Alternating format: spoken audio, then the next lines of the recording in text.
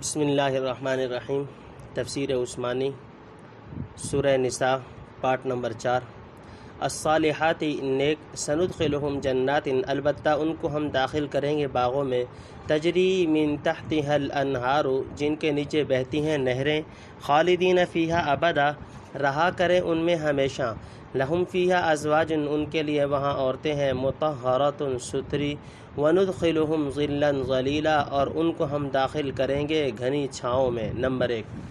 ان اللہ یأمرکم بے شک اللہ تم کو فرماتا ہے ان تؤدوا الامانات الی اہلہا کہ پہنچا دو امانتیں امانت والوں کو وَإِذَا حَكَمْتُمْ بَيْنَ النَّاسِ اور جب فیصلہ کرنے لگو لوگوں میں ان تحکموا بالعدل تو فیصلہ کرو انصاف سے۔ نمبر 2، ان اللہ نعم ما یعظکم بہ اللہ اچھی نصیحت کرتا ہے تم کو ان اللہ کان سمیعا بصیرا بے شک اللہ ہے سننے والا دیکھنے والا۔ نمبر 3، یا ایھا الذین آمنوا اطیعوا اللہ اے ایمان والو حکم مانو اللہ کا واطیعوا الرسول اور حکم مانو رسول کا واولی الامر منکم اور حاکموں کا جو تم میں سے ہو۔ نمبر 4، فَإِن تَنَازَعْتُمْ پھر اگر جھگڑ پڑو فی شیء کسی چیز میں فَرُدُّوهُ إِلَى اللَّهِ تو اس کو رجوع کرو طرف اللہ کے والرسول اور رسول کے۔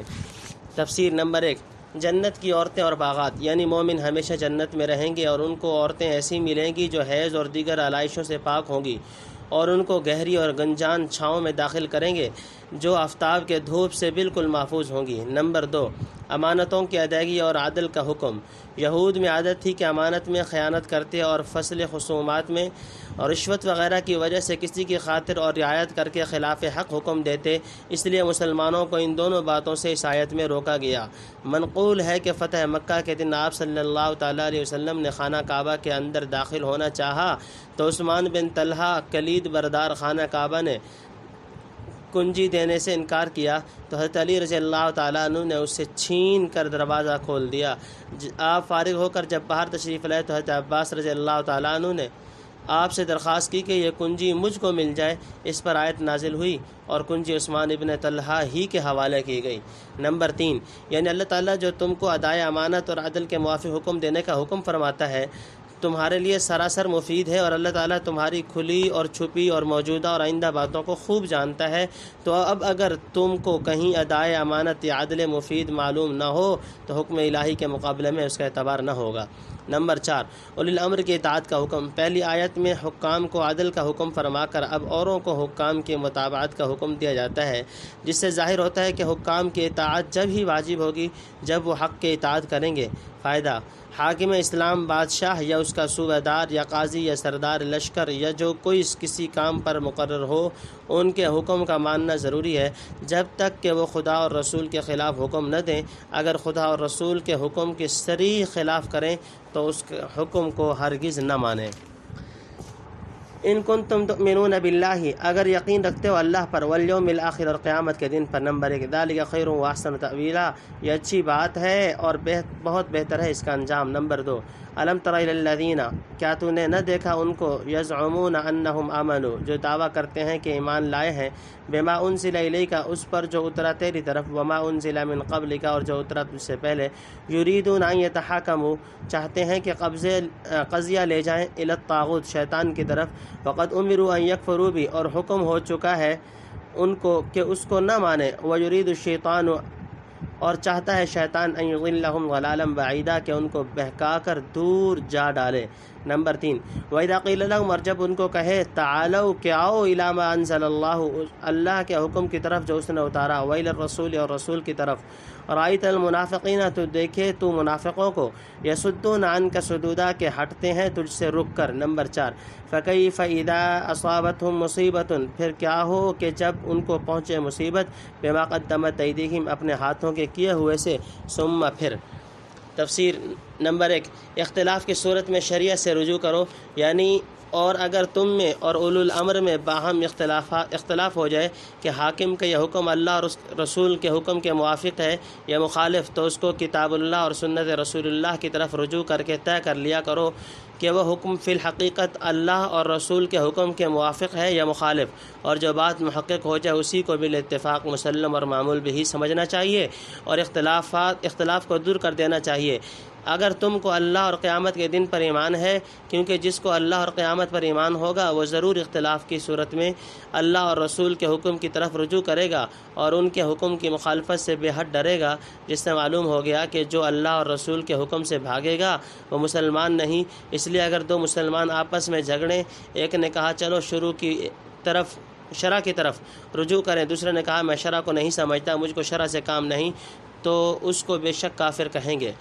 نمبر 2، یعنی اپنے متنازعات اور اختلافات کو اللہ اور رسول کی طرف رجوع کرنا اور اللہ اور رسول کی فرما برداری کرنی مفید ہے۔ آپس میں جھگڑنے یا اپنے رائے کے موافق فیصلہ کرنے سے اس رجوع کا انجام بہتر ہے۔ نمبر 3، ایک یہودی اور منافق کے واقعہ میں حضرت عمر رضی اللہ تعالیٰ عنہ کا فیصلہ۔ یہود فصل خصومات میں رعایت اور رشوت کے عادی تھے، اس لیے جو لوگ جھوٹے اور منافق اور خائن ہوتے وہ اپنا معاملہ یہودیوں کے عالموں کے پاس لے جانا پسند کرتے کہ وہ خاطر کریں گے، اور آپ کے پاس ایسے لوگ اپنا معاملہ لانا پسند نہ کرتے کہ آپ حق کی رعایت کریں گے اور کسی کی اصلاً رعایت نہ کریں گے۔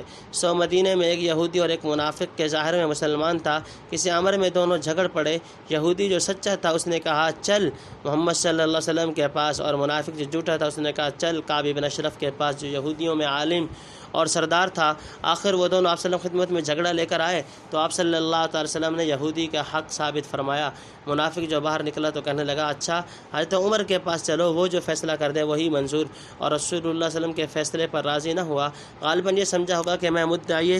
اسلام ہوں، اس لیے یہودی کے مقابلہ میں میری رعایت کریں گے۔ حضرت عمر رضی اللہ تعالیٰ عنہ آپ کے حکم سے مدینہ میں جھگڑے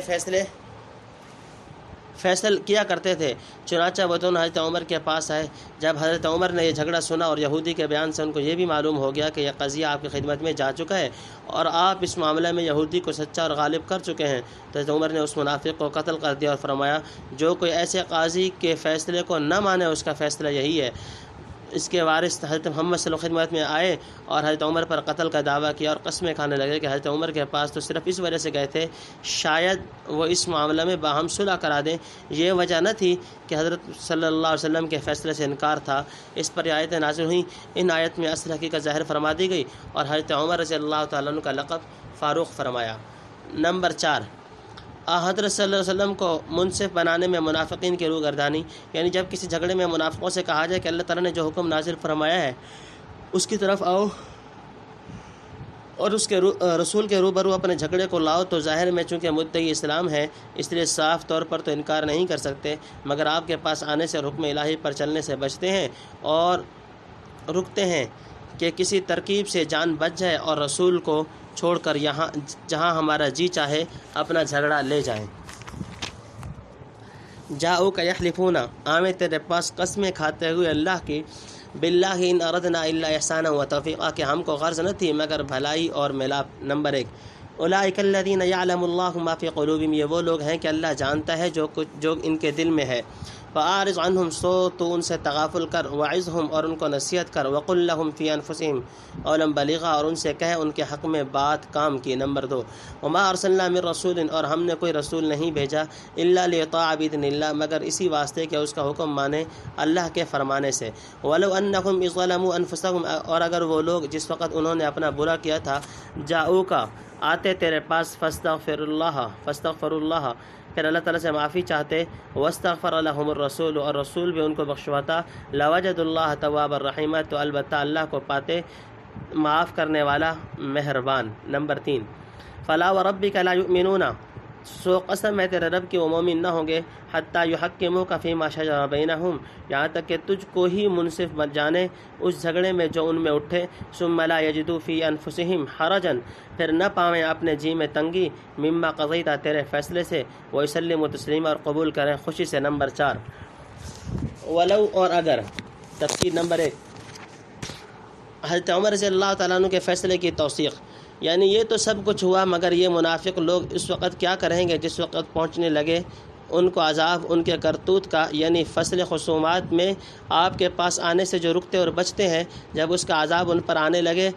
تو پھر یہ منافق اس وقت کیا کر سکتے ہیں اس کے سوا کہ آئیں رسول کی خدمت میں قسمیں کھاتے ہوئے کہ ہم تو حضرت عمر کی خدمت میں صرف اس وجہ سے گئے تھے کہ شاید وہ باہم صلح اور ملاپ کرا دیں۔ رسول اللہ صلی اللہ علیہ وسلم کے ارشاد سے اعراض کرنا اور جان بچانا ہرگز ہم کو منظور نہ تھا۔ نمبر 2، اس آیت میں حق تعالیٰ نے ان کی قسم اور ان کی معذرت سابقہ کی تکذیب فرمائی کہ منافقین جو کچھ زبانی باتیں بنانے دو، اللہ تعالیٰ کو ان کے دل کی باتیں خوب معلوم ہے، یعنی ان کے نفاق اور ان کے جھوٹ کو خوب جانتا ہے۔ سو آپ بھی علم خداوندی پر بس کر کے منافقوں کی باتوں سے تغافل کیجیے اور ان کی بات کی پرواہ نہ کیجیے، مگر ان کو نصیحت کرنے اور کام کی باتیں بتانے میں ہرگز کوتاہی نہ فرمائیں اور ان کی ہدایت سے مایوس نہ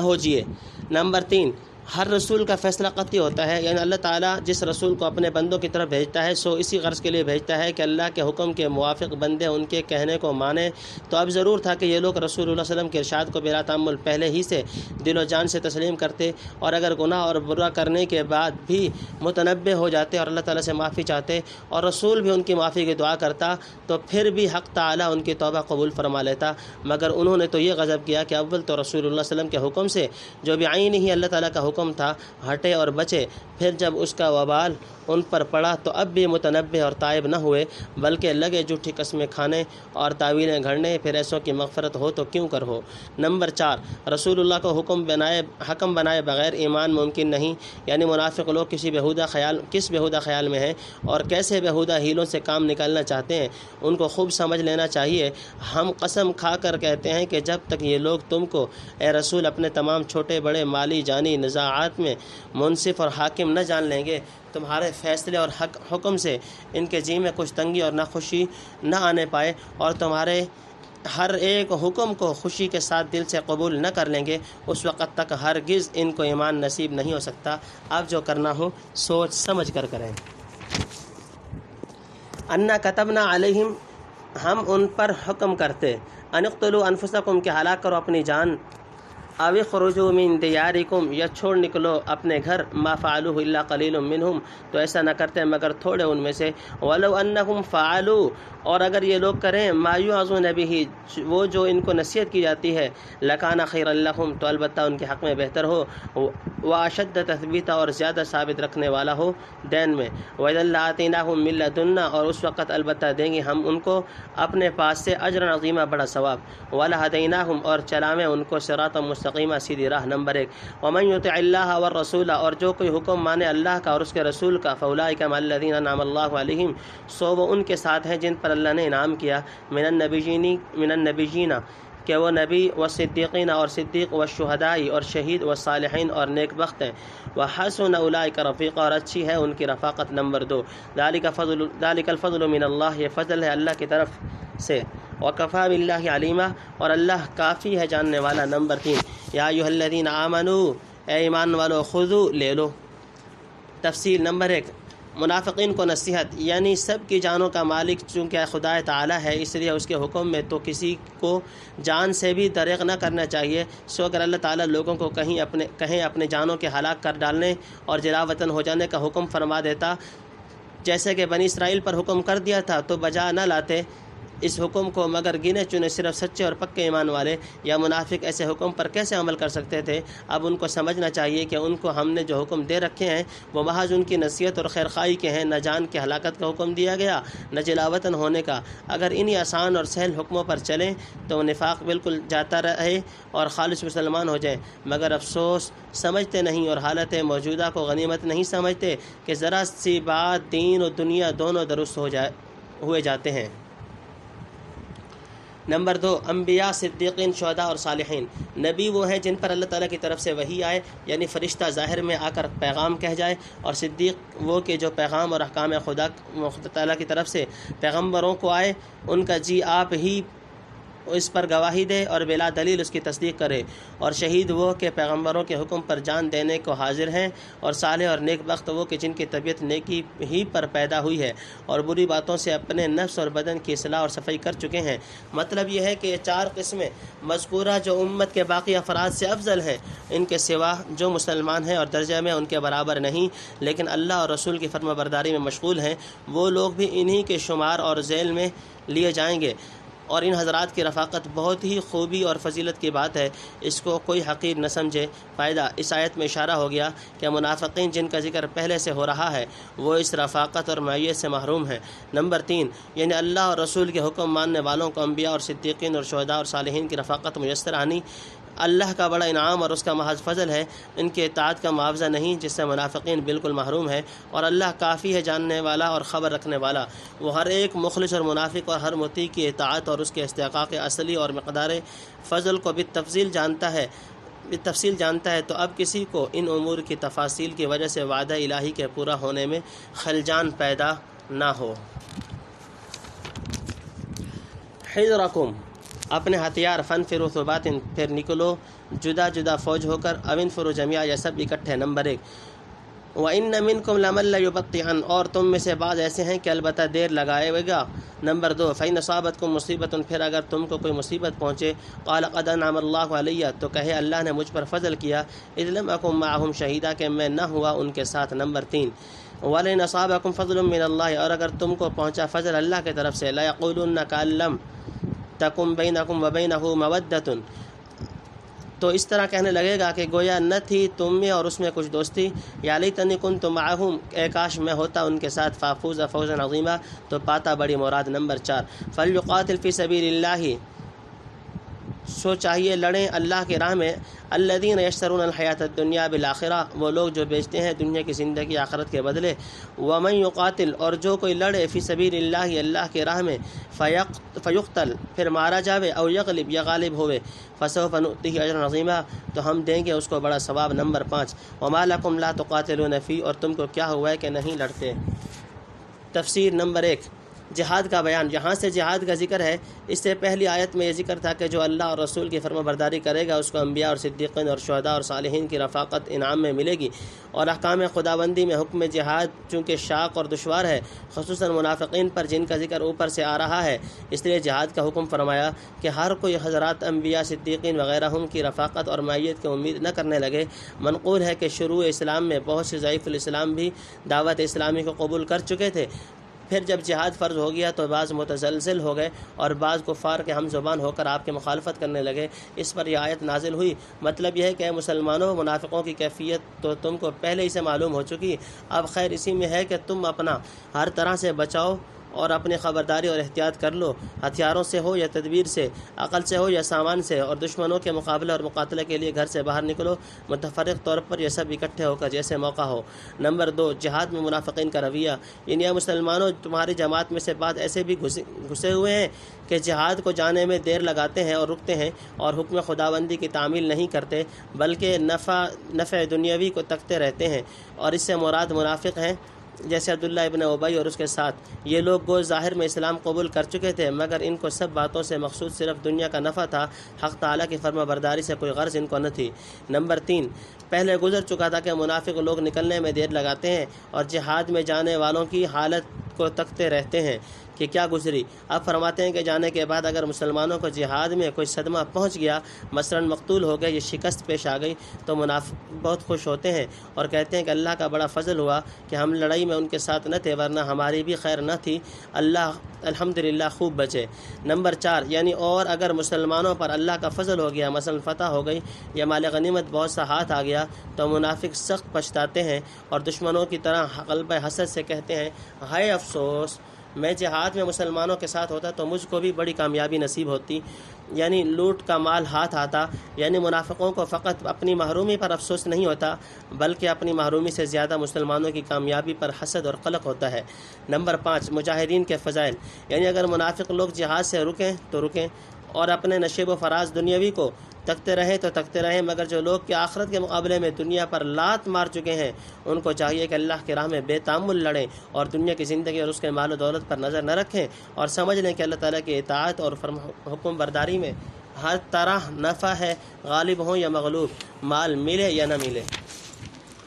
سبیل اللہ، اللہ کی راہ میں، والمستضعفین من الرجال، اور ان کے واسطے جو مغلوب ہیں مرد، والنساء اور عورتیں، والولدان اور بچے، الذین یقولون جو کہتے ہیں، ربنا اے رب ہمارے، اخرجنا من هذه القریۃ نکال ہم کو اس بستی سے، الظالم اہلھا کہ ظالم ہے یہاں کے لوگ، واجعل لنا من لدنک ولیا اور کر دے ہمارے واسطے اپنے پاس سے کوئی حمایتی، واجعل لنا من لدنک نصیرا اور کر دے ہمارے واسطے اپنے پاس سے مددگار۔ نمبر 1 الذین آمنوا یقاتلون فی سبیل اللہ، جو لوگ ایمان والے ہیں سو لڑتے ہیں اللہ کی راہ میں، والذین کفروا اور جو کافر ہیں یقاتلون سو لڑتے ہیں فی سبیل طاغوت شیطان کی راہ میں، فقاتلوا اولیاء الشیطان سو لڑو تم شیطان کے حمایتیوں سے، ان کید الشیطان کان ضعیفا بے شک فریب شیطان کا سست ہے۔ نمبر 2 الم تر الی الذین قیل لهم کفوا ایدیکم، کیا تو نے نہ دیکھا ان لوگوں کو جن کو حکم تھا کہ اپنے ہاتھ تھامے رکھو، واقیموا الصلاۃ اور قائم رکھو نماز، وآتوا الزکاۃ اور دیتے رہو زکوٰۃ۔ نمبر 3 فلما کتب علیہم پھر جب حکم ہوا ان پر۔ تفسیر نمبر 1 جہاد کے 2 مقاصد، یعنی 2 وجہ سے تم کو کافروں سے لڑنا ضروری ہے۔ ایک تو اللہ کے دین کو بلند اور غالب کرنے کی غرض ہے، دوسرے جو لوگ مظلوم مسلمان کافروں کے ہاتھ میں بے بس پڑے ہیں ان کو چھڑانے اور خلاصی دینے کی وجہ سے۔ مکہ میں بہت لوگ تھے کہ حضرت محمد صلی اللہ علیہ وسلم کے ساتھ ہجرت نہ کر سکے تھے اور ان کے اقربا ان کو ستانے لگے کہ پھر کافر ہو جائیں، سو اللہ تعالیٰ نے مسلمانوں کو فرمایا تم کو 2 وجہ سے کافروں سے لڑنا ضرور ہے تاکہ اللہ کا دین بلند ہو اور مسلمان جو کہ مظلوم اور کمزور ہیں کفار مکہ کے ظلم سے نجات پائیں۔ نمبر 2 جہاد کی ترغیب، یعنی جب یہ بات ظاہر ہے کہ مسلمان اللہ کی راہ میں لڑتے ہیں اور کافر لوگ شیطان کی راہ میں، سو پھر تو مسلمانوں کو شیطان کے دوستوں یعنی کافروں کے ساتھ لڑنا بلا تحمل ضروری ہوا۔ اللہ تعالیٰ ان کا مددگار ہے، کسی قسم کا تردد نہ چاہیے اور سمجھ لو شیطان کا ہیلا اور فریب کمزور ہے، مسلمانوں پر نہ چل سکے گا۔ اس سے مقصود مسلمانوں کو جہاد پر ترغیب دلانا اور ہمت بندھانا ہے، جس کا ذکر آیات آئندہ میں بالتصریح آتا ہے۔ نمبر 3 مکی زندگی میں جہاد کی ممانعت، مکہ میں ہجرت کرنے سے پہلے کافر مسلمانوں کو بہت ستاتے تھے اور ان پر ظلم کرتے تھے۔ مسلمان آپ کی خدمت میں حاضر ہو کر شکایت کرتے اور رخصت مانگتے کہ ہم کفار سے مقاتلہ کریں اور ان سے ظلم کا بدلہ لیں۔ آپ مسلمانوں کو لڑائی سے روکتے کہ مجھ کو مقاتلہ کا حکم نہیں ہوا بلکہ صبر اور درگزر کرنے کا حکم ہے، اور فرماتے کہ نماز اور زکوٰۃ کا جو حکم تم کو ہو چکا ہے اس کو برابر کیے جاؤ، کیونکہ جب تک آدمی اطاعت خداوندی میں اپنے نفس پر جہاد کرنے کا اور تکالیف جسمانی کا خوگر نہ ہو اور اپنے مال خرچ کرنے کا عادی نہ ہو، اس کو جہاد کرنا اور اپنی جان کا دینا بہت دشوار ہے۔ اس بات کو مسلمانوں نے قبول کر لیا تھا۔ القتال لڑائی کا، اذا فریق منہم اسی وقت ان میں ایک جماعت، یخشون الناس ڈرنے لگی لوگوں سے، کخشیت اللہ جیسے ڈر ہو اللہ کا، او اشد خشیہ یا اس سے بھی زیادہ ڈر، وقالوا ربنا اور کہنے لگے رب ہمارے، لما کتبت علینا القتال کیوں فرض کی ہم پر لڑائی، لولا اخرتنا الی اجل قریب کیوں نہ چھوڑے رکھا ہم کو تھوڑی مدت۔ نمبر 1 قل متاع الدنیا قلیل کہہ دے کہ فائدہ دنیا کا تھوڑا ہے، والآخرۃ خیر لمن اتقى اور آخرت بہتر ہے پرہیزگار کو، ولا تظلمون فتیلا اور تمہارا حق نہ رہے گا ایک دا کے برابر۔ نمبر 2 اینما تکونوا جہاں کہیں تم ہوگے، یدرککم الموت موت تم کو آ پکڑے گی، ولو کنتم فی بروج مشیدہ اگرچہ تم ہو مضبوط قلعوں میں۔ نمبر 3 وان تصبهم حسنۃ اور اگر پہنچے لوگوں کو کچھ بھلائی، یقولوا هذه من عند اللہ تو کہیں یہ اللہ کی طرف سے ہے، وان تصبهم سیئۃ اور اگر ان کو پہنچے کچھ برائی، یقولوا هذه من عندک تو کہیں یہ تیری طرف سے ہے۔ نمبر 4 قل کل من عند اللہ کہہ دے کہ سب اللہ کی طرف سے ہے، فما لهؤلاء القوم کہ سو کیا حال ہے ان لوگوں کا، لا یکادون یفقہون ہرگز نہیں لگتے کہ سمجھیں۔ تفسیر نمبر 1 جہاد فرض ہونے پر بعض لوگوں کا تردد، یعنی ہجرت کرنے کے بعد جب مسلمانوں کو کافروں سے لڑنے کا حکم ہوا تو ان کو خوش ہونا چاہیے تھا کہ ہماری درخواست قبول ہوئی اور مراد ملی، مگر بعض کچے مسلمان کافروں کے مقاتلہ سے ایسے ڈرنے لگے جیسے اللہ کے عذاب سے ڈرنا چاہیے یا اس سے بھی زیادہ، اور آرزو کرنے لگے کہ تھوڑی مدت اور بھی قتال کا حکم نہ آتا اور ہم زندہ رہتے تو خوب ہوتا۔ نمبر 2 جہاد کی ترغیب، یعنی چونکہ حیات اور منافع دنیاوی میں کی رغبت کے باعث ان لوگوں کو حکم جہاد بھاری معلوم ہوا، تو اس لیے حق تعالیٰ فرماتا ہے کہ ان سے کہہ دو کہ دنیا کے تمام منافع خیر اور سریع زوال ہیں، منافع حقیر اور سریع زوال ہیں، اور ثواب آخرت کا بہتر ہے ان کے لیے جو اللہ کی نافرمانی سے پرہیز کرتے ہیں۔ سو تم کو چاہیے کہ منافع دنیا کا لحاظ نہ کرو اور حق تعالیٰ کی فرما برداری میں کوتاہی نہ کرو اور جہاد کرنے سے نہ ڈرو، اور اطمینان رکھو کہ تمہاری محنت اور جان فشانی کا ثواب ادنا سا بھی ضائع نہ ہوگا، سو تم کو ہمت اور شوق کے ساتھ جہاد میں مصروف ہونا چاہیے۔ نمبر 3 موت یقینی ہے، یعنی کیسے ہی مضبوط اور محفوظ اور معمول مکان میں رہو مگر موت تم کو کسی طرح نہ چھوڑے گی، کیونکہ موت ہر ایک کے واسطے مقدر اور مقرر ہو چکی ہے، اپنے وقت پر ضرور آئے گی، کہیں ہو سو اگر جہاد میں نہ جاؤ گے تو بھی موت سے ہرگز نہیں بچ سکتے۔ تو اب جہاد سے گھبرانا اور موت سے ڈرنا اور کافروں کے مقاتلت سے خوف کرنا بالکل نادانی اور اسلام میں کچے ہونے کی بات ہے۔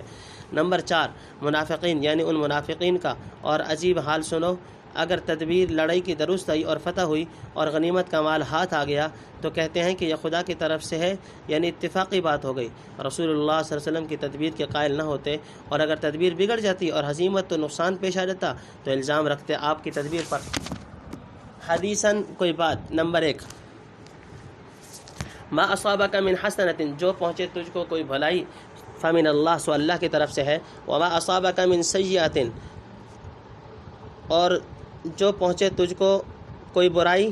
فمن نفسک، سو تیرے نفس کی طرف سے ہے۔ نمبر 2، وارسلناک للناس رسولا، اور ہم نے تجھ کو بھیجا پیغام پہنچانے والا لوگوں کو، وکفی باللہ شہیدا، اور اللہ کافی ہے سامنے دیکھنے والا۔ نمبر 3، من یطع الرسول، جس نے حکم مانا رسول کا، فقد اطاع اللہ، اس نے حکم مانا اللہ کا، ومن تولی فما ارسلناک علیہم حفیظا، اور جو الٹا پھرا تو ہم نے تجھ کو نہیں بھیجا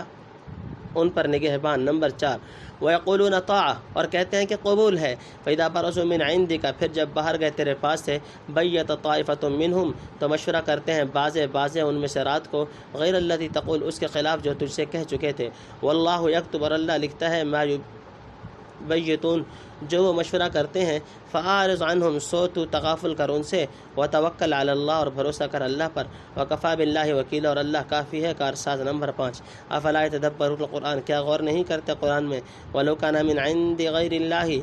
اور اگر یہ ہوتا کسی اور کا سوا اللہ کے، لَوَجَدُوا فِیہ، تو ضرور پاتے اس میں۔ تفسیر۔ نمبر 1، اللہ تعالیٰ فرماتا ہے، اے محمد صلی اللہ علیہ وسلم ان کو جواب دے دو کہ بھلائی اور برائی سب اللہ کی طرف سے ہے، سب باتوں کا موجد اور خالق اللہ تعالیٰ ہے، اور پیغمبر صلی اللہ علیہ وسلم کی تدبیر بھی اللہ ہی کی طرف سے اور اللہ ہی کا الہام ہے۔ تمہارا الزام رکھنا نبی پر غلط اور سراسر کم فہمی ہے، اور بگڑی کو بگڑا نہ سمجھو۔ یہ اللہ کی حکمت ہے کہ وہ تم کو سدھاتا ہے اور آزماتا ہے تمہارے قصوروں پر۔ یہ جواب اجمالی ہوا منافقین کے الزام کا، اگلی آیت میں اس کی تفصیل آتی ہے۔ نمبر 2، ہر بھلائی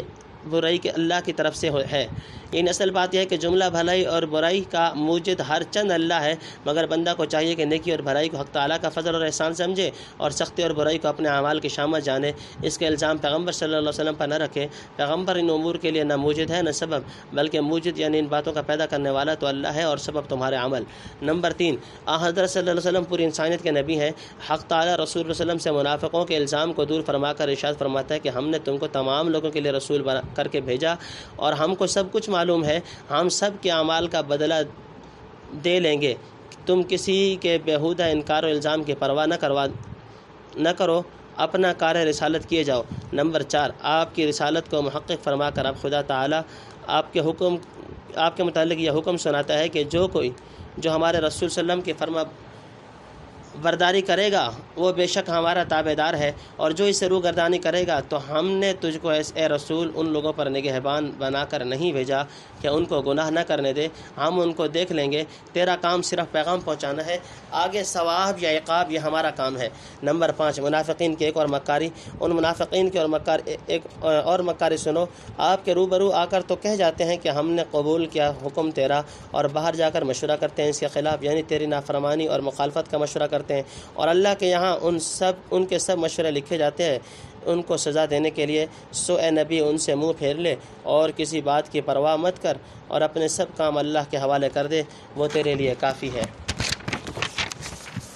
اختلافاً کثیرہ، بہت تفاوت۔ نمبر 1، وَإِذَا جَاءَهُمْ أَمْرٌ مِّنَ الْأَمْنِ، اور جب ان کے پاس پہنچتی ہے کوئی خبر امن کی، اوِ الخوف، یا ڈر کی، اذاعوا بِهِ، تو اس کو مشہور کر دیتے ہیں۔ نمبر 2، وَلَوْ رَدُّوهُ إِلَى الرَّسُولِ، اور اگر اس کو پہنچا دیتے رسول تک، وَإِلَىٰ أُولِي الْأَمْرِ،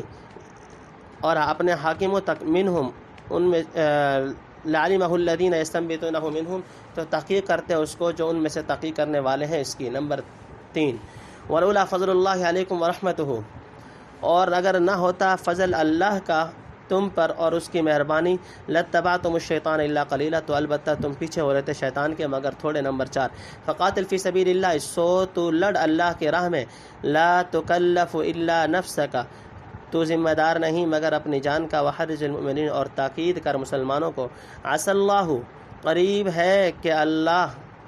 ان یکف بأس الذین کفروا، بند کر دے لڑائی کافروں کی۔ نمبر 5 واللہ اشد بأسا، اور اللہ بہت سخت ہے لڑائی میں، واشد تنکیلا، اور بہت سخت ہے سزا دینے میں۔ نمبر 6 من یشفع شفاعۃ حسنۃ، جو کوئی سفارش کرے نیک بات میں، یکن لہ، اس کو بھی ملے گا۔ تفسیر نمبر 1 قرآن اللہ کا کلام ہے، تدبر کی دعوت۔ پہلی آیات سے حضرت محمد صلی اللہ علیہ وسلم کا رسول اللہ ہونا اور ان کی اطاعت بیعینی خدا کی اطاعت ہونی اور ان کی نافرمانی پر حق تعالیٰ کا عذاب ہونا تو خوب ظاہر ہو گیا، مگر منافق اور آپ کے مخالف یہ کہہ سکتے ہیں کہ خدا کی گواہی اور اس کے ارشاد کی تسلیم و تصدیق تو ہم کو بلا تعمل ہرگز نہیں، مگر یہ کیوں کر معلوم ہو کہ یہ خدا کا کلام ہے، بشر کا بنایا ہوا نہیں۔ تو حق تعالیٰ اس کا جواب دیتا ہے کہ یہ لوگ قرآن میں غور نہیں کرتے، جس سے صاف معلوم ہو جائے کہ قرآن اللہ تعالیٰ کا کلام ہے۔ دیکھو اگر قرآن اللہ کا کلام نہ ہوتا جیسا کہ تم گمان کرتے ہو تو ضرور قرآن میں بہت سے مواقع میں طرح طرح کے اختلافات ملتے۔ دیکھو آدمی ہر حالت میں اسی حالت کے موافق کلام کرتا ہے، جو حالت پیش ہوتی ہے دوسری حالت کا دھیان نہیں ہوتا، غصہ میں اپنے مہربانی والوں کا دھیان نہیں رہتا اور مہربانی میں غصہ والوں کا، دنیا کے بیان میں آخرت کا لحاظ نہ رہے اور آخرت کے بیان میں دنیا کا، بے پرواہی میں عنایت کا ذکر نہیں اور عنایت میں بے پرواہی کا، بالجملہ ایک حال کا کلام دوسرے حال کے کلام سے مختلف نظر آئے گا۔ لیکن قرآن شریف چونکہ خالق کا کلام ہے، یہاں ہر چیز کے بیان میں دوسری جانب بھی نظر رہتی ہے، اور فہم سے معلوم ہوتا ہے کہ قرآن میں ہر چیز کا بیان ہر مقام میں ایک انداز پر ہے۔ دیکھیے یہاں منافقوں کا ذکر تھا جو سخت عتاب کے مستحق ہیں، سو یہاں بھی ان کی باتوں پر اسی قدر الزام ہے جتنا چاہیے، اور جو الزام ان کی خاص جماعت پر تھا وہ خاص انہی پر لگایا گیا، اور فرما دیا کہ بعض ان میں سے ایسا کرتے ہیں، یہ نہیں کہ غصہ وغیرہ کی حالت میں کلام اپنی حد سے نکل جائے اور دوسری حالت کے کلام سے مختلف نظر آئے، اور نیز یہ مطلب بھی ہے کہ ہم برابر دیکھتے ہیں کہ جب آدمی کوئی کلام طویل کرتا ہے تو وہ یکساں نہیں ہوتا، بلکہ کوئی جملہ فصیح، کوئی غیر فصیح، کوئی صحیح، کوئی غلط، کوئی سچا، کوئی کاذب، کوئی موافق، کوئی باہم متناقض ضرور معلوم ہوتا ہے۔ قرآن اتنی بڑی کتاب ان جملہ اختلافات سے پاک ہے جو طاقت بشر سے باہر ہے۔ فائدہ اس میں اس کی طرف بھی اشارہ ہو گیا کہ جو تدبر اور فہم سے کام نہ لے وہ قرآن میں شبہات اور اختلافات کا وہم چلا سکتا ہے، مگر فہیم ایسا نہیں کر سکتا۔ دیکھو جو اسی مقام میں تدبر نہ کرے وہ کہہ سکتا ہے کہ اول تو فرما دیا قل کل من عند اللہ پر فرما دیا وما اصابک من حسنۃ سیئۃ فمن نفسک، سو یہ تو تناقض اور اختلاف ہو گیا، واللہ عالم۔ نمبر 2 افواہ پھیلانے کی مذمت، یعنی ان منافقوں اور کم سمجھ مسلمانوں کی ایک خرابی یہ ہے کہ جب کوئی بات امن کی پیش آتی ہے، مثلا رسول اللہ صلی اللہ علیہ وسلم کا کسی سے صلح کا قصد فرمانا یا لشکر اسلام کی فتح کی خبر سننا یا کوئی خبر خوفناک سن لیتے ہیں جیسے دشمنوں کا کہیں جمع ہونا یا مسلمانوں کی شکست کی خبر آنا، تو ان کو بلا تحقیق کیے مشہور کرنے لگتے ہیں، اور اس میں اکثر فساد و نقصان مسلمانوں کو پیش آ جاتا ہے۔ منافق ضرور رسانی کی غرض سے اور کم سمجھ مسلمان کم فہمی کی وجہ سے ایسا کرتے تھے۔ نمبر 3 یعنی کہیں سے کچھ خبر آئے تو چاہیے کہ اول پہنچائے سردار تک اور اس کے نائبوں تک، جب وہ اس خبر کو تحقیق اور تسلیم کر لیں تو ان کے کہنے کے موافق اس کو کہیں نقل کرے اور اس پر عمل کریں۔ فائدہ حضرت صلی اللہ علیہ وسلم نے ایک شخص کو ایک قوم کے یہاں زکوٰۃ لینے کے لیے بھیجا تو وہ اس کے استقبال کو باہر نکلی، اس نے خیال کیا کہ میرے مارنے کو آئے ہیں، لوٹ کر مدینہ میں آ گیا اور مشہور کر دیا کہ فلاں قوم مرتد ہو گئی، تمام شہر میں شہرت ہو گئی، آخر کو غلط نکلی۔ نمبر 5 یعنی اگر اللہ اپنے فضل سے تمہاری اصلاح اور تربیت کے لیے احکام نہ بھیجتا اور تم کو وقتاً فوقتاً حسب ضرورت ہدایت اور تنبیہ نہ فرماتا رہتا، جیسا کہ اس موقع پر رسول اور سرداروں کی طرف رجوع کرنے کو فرمایا تو تم گمراہ ہو جاتے، مگر چند خواص جو کامل العقل اور کامل الایمان ہیں، ان تنبیہات کو اللہ تعالیٰ کا انعام سمجھو اور شکر کرو اور پوری تعمیل کرو۔ نمبر 5 حضرت صلی اللہ علیہ وسلم کو قتال کا خصوصی حکم، یعنی اگر کافروں کی لڑائی سے یہ منافق اور کچے مسلمان جن کا ذکر اوپر گزرا ہے ڈرتے ہیں تو اے رسول تو تنہا ہی اپنی ذات سے جہاد کرنے میں توقف مت کر، اللہ تعالیٰ تیرا مددگار ہے، اور مسلمانوں کو جہاد کی تاکید کر دے، جو ساتھ نہ دے اس کی پرواہ مت کر، امید ہے کہ اللہ تعالیٰ کافروں کی لڑائی روک دے گا۔ فائدہ جب یہ آیت نازل ہوئی تو آپ نے فرمایا میں ضرور جہاد کے لیے جاتا ہوں، اگر ایک بھی میرے ساتھ نہ ہوا، اور کل 70 ہمراہیوں کے ساتھ بدر صغریٰ کو بغرض جہاد تشریف لے گئے، جس کا وعدہ ابو سفیان سے غزوہ احد کے بعد ہوا تھا، جس کا ذکر پہلی صورت میں گزر چکا ہے۔ حق تعالیٰ نے ابو سفیان اور کفار قریش کے دل میں رعب اور خوف ڈال دیا، کوئی مقابلہ میں نہ آیا اور وعدے سے جھوٹے ہوئے۔ حق تعالیٰ سبحانہ نے اپنے ارشاد کے موافق کافروں کی لڑائی کو بند کر دیا اور اپنے ہمراہیوں سمیت خیر اور سلامتی کے ساتھ واپس تشریف لے آئے۔ نمبر 6 یعنی اللہ تعالیٰ کی لڑائی اور اس کا عذاب کافروں کے ساتھ لڑنے سے بہت سخت ہے۔ جو لوگ کافروں کے ساتھ لڑنے اور ان کو مارنے اور ان کے ہاتھ سے مارے جانے سے ڈرتے ہیں وہ اللہ تعالیٰ کا غصے اور اس کے عذاب کا کیوں کر تحمل کر سکتے ہیں۔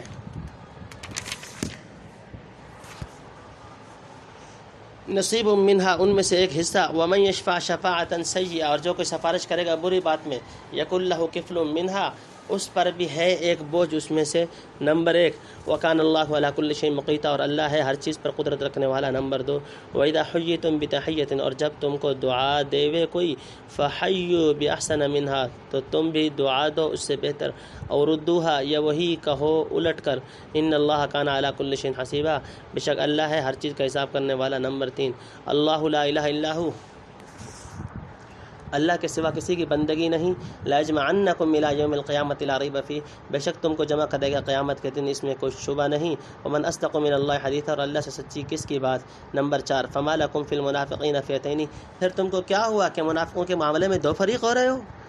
واللہ ارکسہم بما کسبوا اور اللہ نے ان کو الٹ دیا بسبب ان کے اعمال کے۔ اتریدون ان تہدوا من اضل اللہ کیا تم چاہتے ہو کہ راہ پہ لاؤ جس کو گمراہ کیا اللہ نے۔ ومن یضلل اللہ جس کو گمراہ کرے اللہ، فلن تجد لہ سبیلا ہرگز نہ پاوے گا تو اس کے لیے کوئی راہ۔ نمبر 5 ودوا لو تکفرون چاہتے ہیں کہ تم بھی کافر ہو جاؤ۔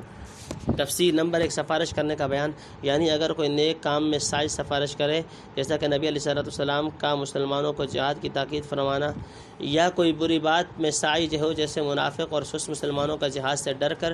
دوسروں کو بھی ڈرانا، تو اول صورت میں ثواب کا اور دوسری صورت میں گناہ کا حصہ ملے گا۔ ایسے ہی اگر کوئی محتاج کی سفارش کر کے دولت مند سے کچھ دلوا دے تو یہ بھی خیرات کے ثواب میں شریک ہوگا، اور جو کوئی کافر مفسد یا سارق کو سفارش کر کے چھڑا دے پھر وہ فساد اور چوری کرے تو یہ بھی شریک ہوگا فساد اور چوری میں۔ نمبر 2 یعنی خدا تعالیٰ تمام چیزوں پر قادر اور ہر چیز کا حصہ بانٹنے والا ہے، تو نیکی اور بدی کے حصہ دینے میں اس کو کوئی دشواری نہیں۔ نمبر 3 سلام کرنے کے آداب، یعنی کسی مسلمان کو سلام کرنا یا دعا دینا در حقیقت اللہ سے اس کی شفاعت کرنا ہے، تو حق تعالیٰ شفاعت حسنہ کی ایک خاص صورت کو جو مسلمانوں میں شائع ضائع ہے صراحت کے ساتھ بیان فرماتا ہے کہ جب کوئی اے مسلمانوں تم کو دعا دے یا سلام کرے تو تم کو بھی اس کا جواب ضرور دینا چاہیے، یا تو وہی کلمہ تم بھی اس کو کہو یا اس سے بہتر۔ مثلا اگر کسی نے السلام علیکم کہا السلام علیکم تو واجب ہے کہ تم پر کہ اس کے جواب میں وعلیکم السلام کہو، اور زیادہ ثواب چاہو تو ورحمۃ اللہ بھی بڑھا دو، اور اگر اس نے یہ لفظ بڑھایا تو تم وبرکاتہ زیادہ کر دو۔ اللہ کے یہاں ہر چیز کا حساب ہوگا اور اس کے جزا ملے گی۔ سلام اور اس کا جواب بھی اس میں آ گیا۔ فائدہ اس سے شفاعت حسنہ کی پوری ترغیب ہو گئی اور شفاعت سیئہ کی خرابی اور مضرت معلوم ہو گئی، کیونکہ جو شفاعت حسنہ کرے گا اس کو اللہ تعالیٰ ثواب دے گا، اور جس کی شفاعت کی ہے اس پر اس کے ساتھ حسن سلوک اور مکافات کا حکم فرما دیا، بخلاف شفاعت سیئہ کے بجز معصیت اور محرومی کے کچھ نہ ملے گا۔ نمبر 4 یعنی قیامت کا آنا اور ثواب و عقاب کے سب وعدوں کا پورا ہونا سب سچ ہے، اس میں تخلف نہیں ہوگا، ان سب باتوں کو سرسری خیال نہ کرو۔ نمبر 5 منافقین کے متعلق مسلمانوں کو ہدایت، ان منافقوں میں وہ لوگ داخل ہیں جو ظاہر میں ایمان نہ لائے تھے بلکہ ظاہر و باطن کفر پر قائم تھے، لیکن حضرت صلی اللہ علیہ وسلم اور مسلمانوں کے ساتھ ظاہری میل جول اور محبت کا معاملہ رکھتے تھے۔ غرض ان کی یہ تھی کہ مسلمانوں کی فوج ہماری قوم پر چڑھائی کرے تو ہمارے جان مال اس حیلے سے محفوظ رہیں۔ جب مسلمانوں کو معلوم ہو گیا کہ ان کا آنا جانا اس غرض سے ہے، دل کی محبت سے نہیں، تو بعض مسلمانوں نے کہا کہ ان شریروں سے ملنا ترک کر دینا چاہیے تاکہ ہم سے جدا ہو جائیں، اور بعضوں نے کہا ان سے ملے جائیے شاید ایمان لے آئیں۔ اس پر آیت نازل ہوئی کہ گمراہ ہو ہدایت و گمراہی اللہ کے قبضے میں، تم اس کا ہرگز فکر مت کرو، اور ان لوگوں سے بالاتفاق وہ معاملہ کرنا چاہیے جو آئندہ مذکور ہوا، دو فریق مت بنو۔ کما کفروا جیسے وہ کافر ہوئے، فتکونون سواء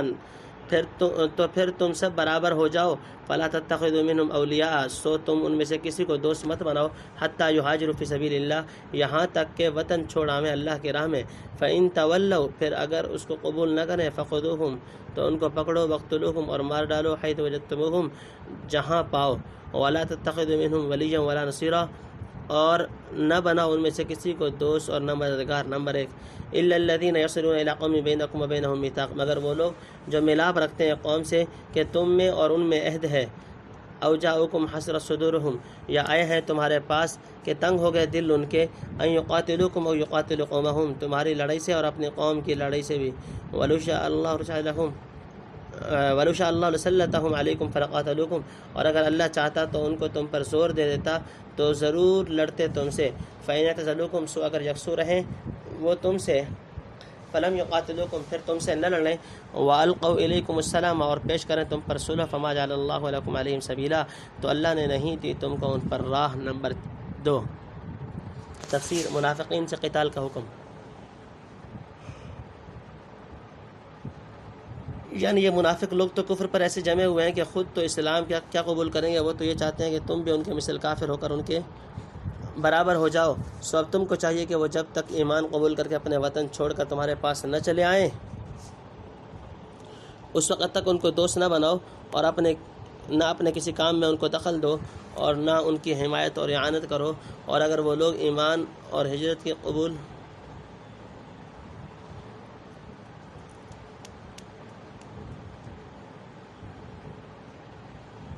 اپنا وطن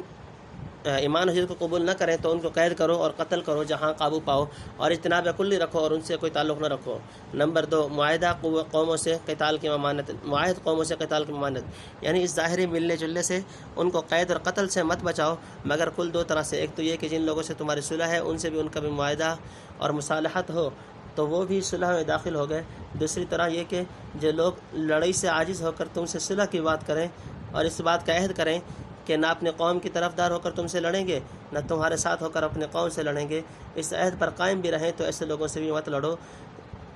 اور ان کی مصالحت منظور کر لو، اور اللہ کا احسان سمجھو کہ تمہاری لڑائی سے باز آئے، اللہ تعالیٰ چاہتا ہے کہ ان کو تم پر جری اور غالب کر دیتا۔ ستجدون آخرین یریدون اب تم دیکھو گے ایک اور قوم کو جو چاہتے ہیں ان یأمنوکم کہ امن میں رہیں تم سے بھی، وَيَأْمَنُ قوم اور اپنے قوم سے بھی، کلما ارادو جب کبھی لوٹائے جاتے ہیں الی الفتنہ وہ فساد کی طرف، ارکسوا فیہا سو اس کی طرف لوٹ جاتے ہیں، فإن لم یعتزلوکم ویلقوا الیکم السلام پھر اگر وہ تم سے یکسو نہ رہیں اور نہ پیش کریں تم پر صلح، وَيَكُفُّوا أَيْدِيَكُمْ اور اپنے ہاتھ نہ روکیں، فخذوہم تو ان کو پکڑو، وَاقْتُلُوہم اور مار ڈالو، حیث ثقفتموہم جہاں کہیں پاؤ، وَأُولَٰئِكُمْ جَعَلْنَا لَكُمْ عَلَيْهِمْ سُلْطَانًا مُبِينًا اور ان پر ہم نے تو تم کو دی ہے کھلی سند۔ نمبر 1 وَمَا كَانَ لِلْمُؤْمِنِ أَن يَقْتُلَ مُؤْمِنًا إِلَّا خَطَأً اور مسلمان کا کام نہیں کہ قتل کرے مسلمان کو مگر غلطی سے۔ نمبر 2 وَمَنْ قَتَلَ مُؤْمِنًا خَطَأً اور جو قتل کرے مسلمان کو غلطی سے، فَتَحْرِيرُ رَقَبَةٍ مُؤْمِنَةٍ تو آزاد کر دے گردن ایک مسلمان کی، وَدِيَةٌ اور ایک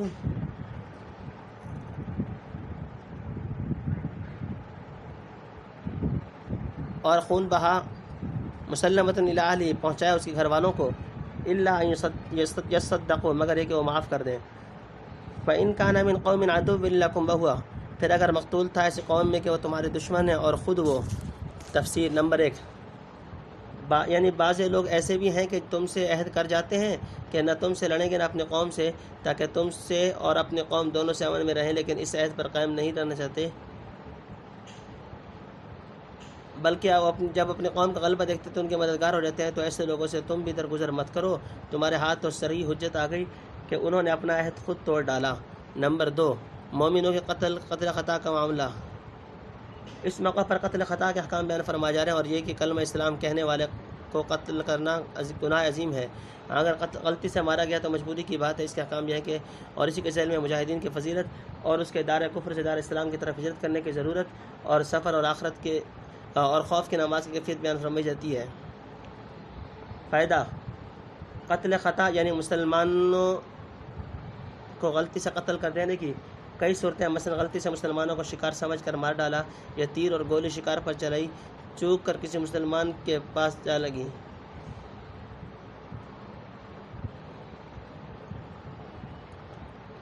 ایک صورت قتل خطا یہ بھی ہے کہ ایک مسلمان کافروں میں ہو اور